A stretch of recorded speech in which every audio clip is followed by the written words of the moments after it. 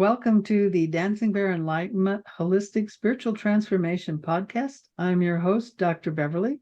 Today we have a very interesting guest, Shawnti Refuge. She is a certified mental health coach. She is a mental health advocate, keynote speaker, and author. She helps women over 30 to release, heal, and live their purpose-driven lives with holistic tools such as guided journaling, breath work, and meditation. Today, she will talk to us about breakdown to break through. Welcome, Shawnti. Thank you for having me. I'm so happy to be here. Well, we're happy to have you. So we always start with people's transformational stories. So tell us yours. How did you get into this? Why is this a passion of yours?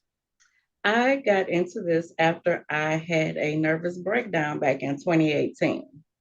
And when I had it, I didn't know that's what I was having. All I knew is that I woke up one morning and I was not myself.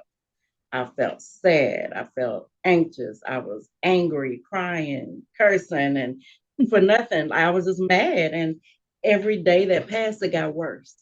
And I couldn't control it. So after about a month of that, I was like, okay, I need to go to the doctor. And I went to my family doctor because I didn't know what was wrong with me. And I told her what was going on. And she was like, oh, you're just a little depressed. Take an antidepressant. And I said, no, I don't want that. But I took it, because I trusted her. And she said, come back in 6 weeks and let me know how you're feeling. I came back 6 weeks later and I said, this ain't working. I don't like this, is not working. And so picture me getting worse and worse every day. And I started feeling to where my verbal aggression was going to turn physical.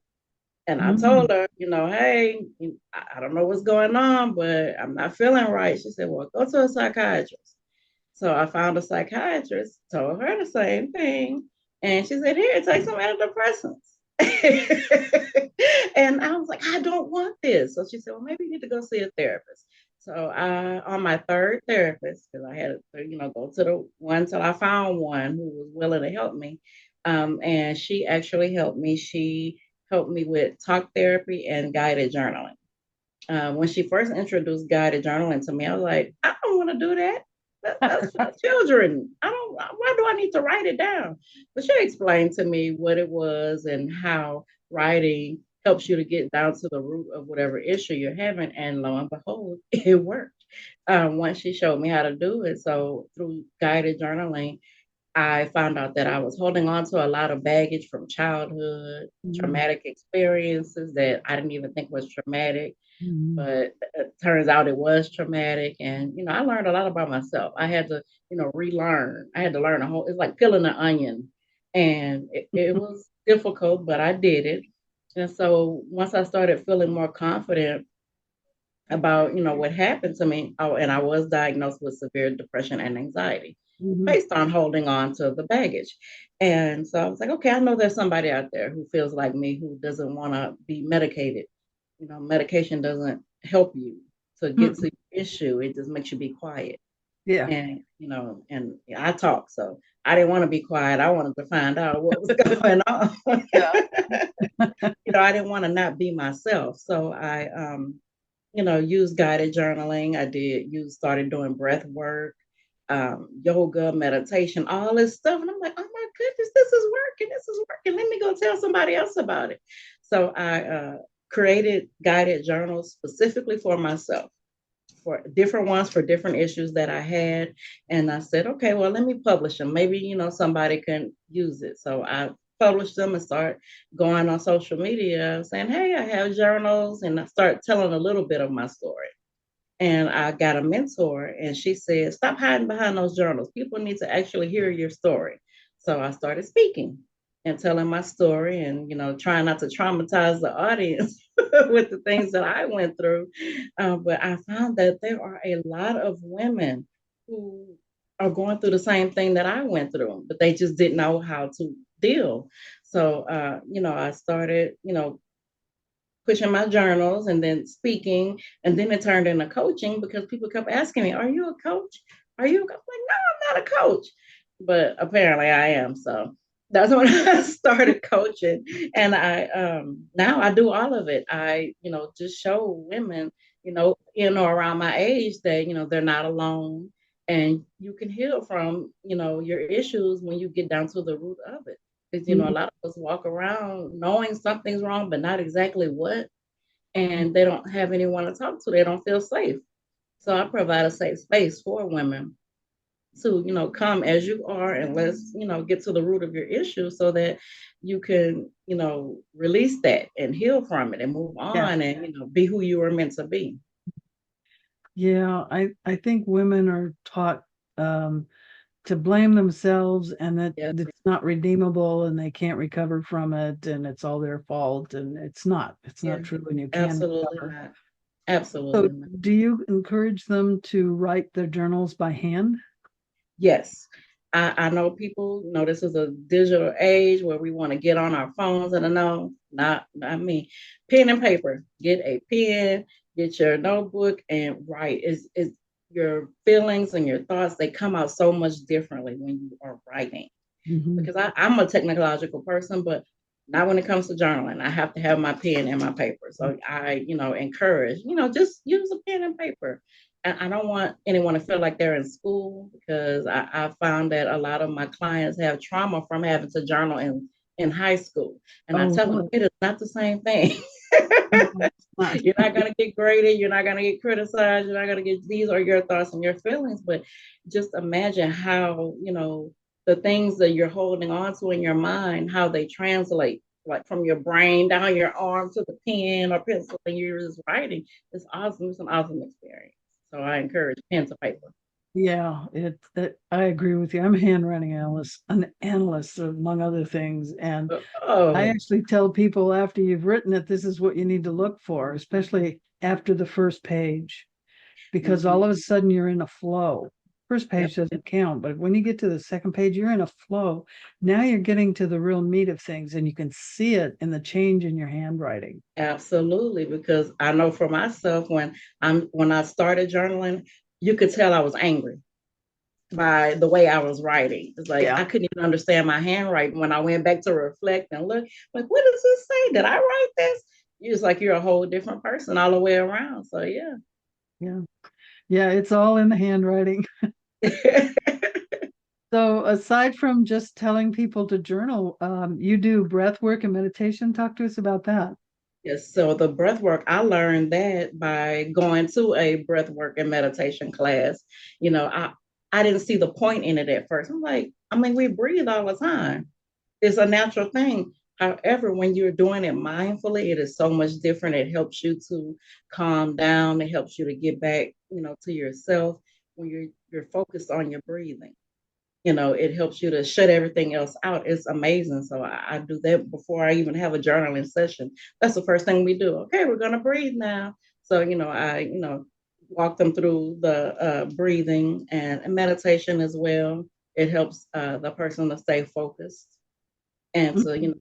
clear out the stuff that don't matter. We're inhaling the good, exhaling the bad. We're meditating on, our future selves and what we hope to look forward to, and leave that past stuff, let it go. So true. Yeah. And breathing has a big effect on your thinking and everything about you, because when people are stressed or upset, they tend to stop breathing. And don't even realize it half the time. Yeah. Yeah, I'm guilty of that.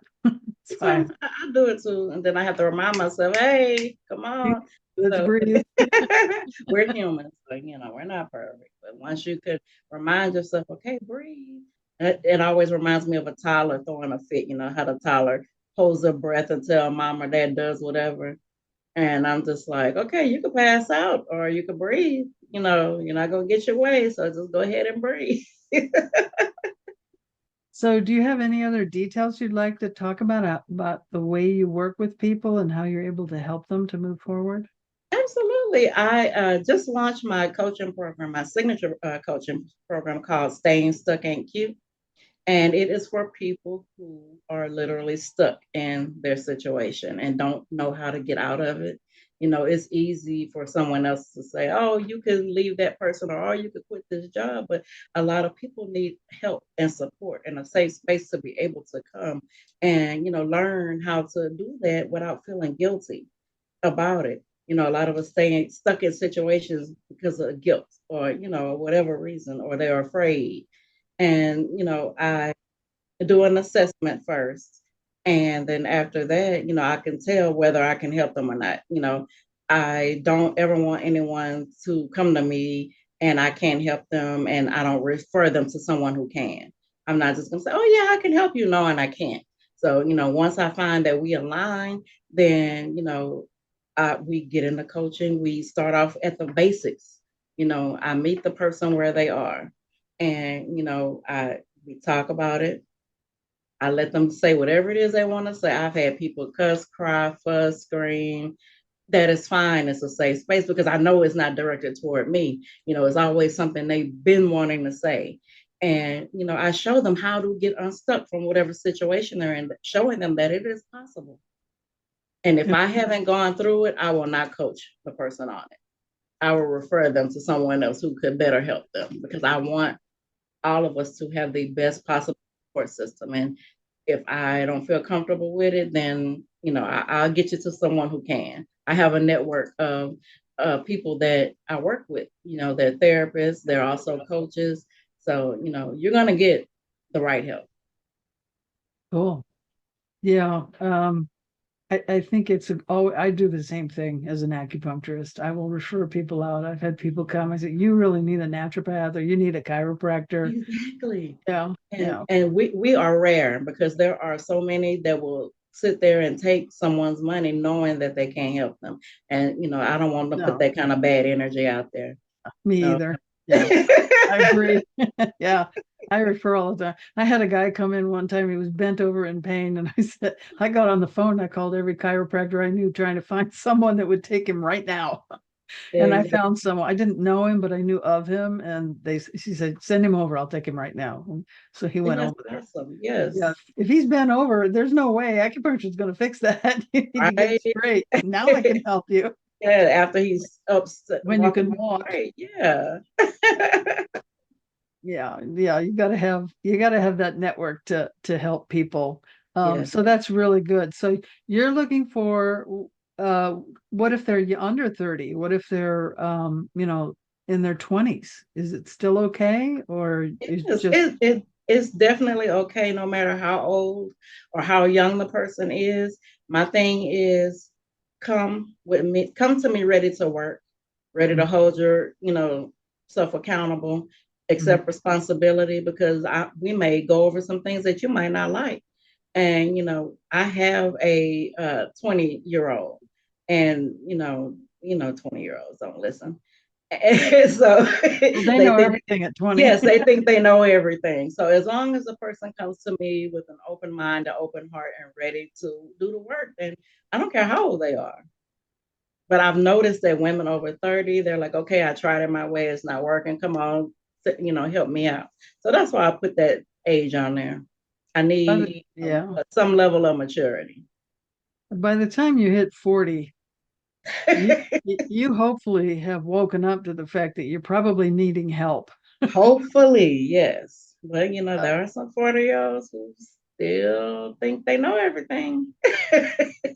Well, I was 40 when I finally got help. And it wasn't that I thought I knew everything. It's that I didn't think anyone could help me. That too, yes. And this was way before the internet. Now there's so many people on the internet. How can you not know that there's people to help you? But exactly. And it's not, I don't think it's that they don't think anyone can help them now because of the technology. I think it's a lot of embarrassment or fear. But you have to, I always say, do your research. I might not be the coach for you. So, and if you need help finding one, I will help you find one. As long as you're getting the help. That's my thing. I'm a servant. I don't care about the money. I want to help because I never want anyone to go through what I went through. It was horrible. And I didn't have anybody to help me the way I needed. So now I'm the person that I wish I had back then when I was going crazy. Yeah. That's really wonderful. And I think it's very much needed today because there's so many people that need help and they don't even know where to go. Right, they don't. Do you have any other tools that you use to help people with that besides talking and journaling and safe space? What else do you do? I mean, right. All I have right now is my guided journals. I have like a series of them, different topics. So, one person might need something for self-esteem, self-love, self-awareness, relationship breakups, packing baggage. I have a guided journal for all of those. Oh, so And these journals are specific to the yes, topic, and then they what are each specific to page the has a topic. message or something? Yes, Ah, they are specific to the topic. So if you okay. grab one for self-esteem, that's all we're going to be talking about in the guided journal. And I provide affirmations in all of them pertaining to that same topic, to keep the person focused and, so they can focus on getting better or releasing whatever it is that they're writing about anyway. Nice. Oh, that's really wonderful. And then you have a great gift, how to overcome your mess checklist. Tell us about Yes. that. This is a checklist that if you feel like you are stuck in some mess, and your mess could be anything, it could be a job you hate, dysfunctional relationship, anything. I'm telling you how to check it off, and if after you check off that list and you still feel like you need help, then I am here. This is just like a get you started checklist. And that's mainly for the people who don't know they're even in a mess, because a lot of people don't know. People don't know. I thought usually you just don't know how to get out or you think you're stuck. Some people don't But know. people actually don't know they're in a mess. Wow. Yeah, some people don't. Some people think that's normal. You grow up in a Mm. dysfunctional family, so you're an adult now, you're dysfunctional. So you think that's normal. Just like when I grew up, we didn't show affection. So when I met someone who their whole family came up and hugged me, I was like, what is this? I didn't get hugs. Like, I thought it was weird. So yeah, I thought, having a dysfunctional family was normal. Yeah, you're right. I'm guilty of that myself. Yeah, yeah, uh, yeah. That's so true. So if you're on the YouTube channel, the link will be down below. But if you're listening, the link is shawntirefuge.com. So SHAWNTI refuge, refuge.com. And you can get that wonderful gift, the checklist. And then through that, then you'll be able to get hold of Shawnti if you want to get some wonderful coaching or get one of her journals. So, Yeah. do you have any closing remarks for our audience? Absolutely, yes. For anyone who's watching or listening, I want you to know that you are not alone. And whatever it is that you're going through, you're not alone. You may feel like you're alone, but just know that there are 8 billion people on this planet. I guarantee you someone else is going through what you're going through. It's a matter of you finding your support system in order to help you to get through whatever it is you're going through. And, when you're looking for your support system, don't count on it being your family members or your friends.